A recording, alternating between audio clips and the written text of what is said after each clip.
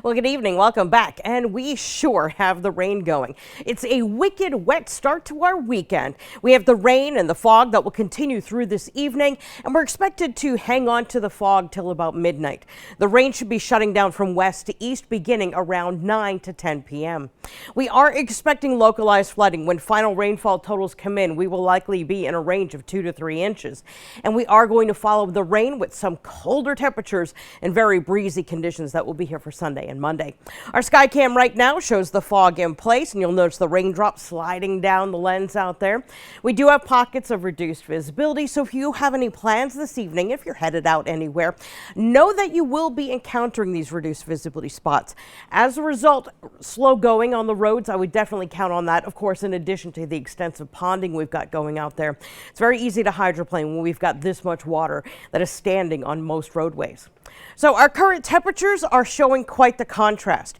You see, the culprit that's bringing this precipitation is a cold front, and you can see exactly where the cold front has gone through and where it hasn't. So we're finding a huge temperature difference in geographically a relatively short area. Smithfield is 37, Providence is 52. Right there. We don't usually get such a defining line locally, but yeah, the cold front is coming through right now. Now that front is causing for winds on one side of it to be from one direction and on the other side of it from another direction.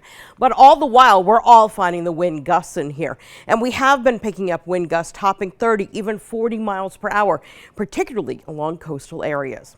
So our satellite radar showing our area of low pressure winding down, that cold front working its way through our region.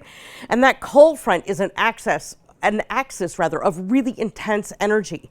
As a result, we're going to find ribbons of these really intense bands of rainfall. Now, some of them could even turn into thunderstorms. And one item that we're tracking right now is this right here, that last frame. See this knot of orange? That's going to be moving up into the north central portion of Bristol County, Mass. And it does have the potential of really, really heavy rain, the kind of rain that reduces visibility further than what we've got going with the fog. So we do have some complicated weather for the next few hours, but it's just that through till about midnight. After that, we're going to clear, and we stay in pretty good shape until we get to Monday. You see, once we get to Monday, even though we're going to see some bright conditions, Monday night, we're going to start to build in some clouds, and that'll take us to our next weather system. But we still have to get through this one before we get there. So here's what we've got. From the past 24 hours, this is what our rainfall has been. Generally, ½ an inch to an inch, definitely reasonable out here, even locally higher amounts. And this is how much we still have yet to go through. So some areas will be easily topping 2 inches. We're looking at Providence, even out towards Gloucester, even as we look towards central Mass. So we do have these areas of 2 to 3 inches of rainfall. You bet we do have a flood watch in effect. This is the green area. The green area with the white boxes, these are river flood warnings, and we have already seen 2 hoisted, and I think you know the usual suspects. So first of all, we've got the Patuxent River in Cranston. That one is expected to go into moderate flood, and then we're looking at the Wood River in Hope Valley. That one is expected to go into minor flood. So we'll start at the Patuxent. It is expected to crest Monday evening at 11.5 feet. So it's going to be a building situation long after the rain shuts down, affecting low-lying areas of Warwick, West Warwick, and Cranston, including River Street and Warwick. And this warning is in effect until further notice. The one at Hope Valley, this one is expected to crest tomorrow evening, affecting low-lying areas of Hopkinton and Richmond, and that one's in effect until Tuesday morning. So our winds are expected to come up.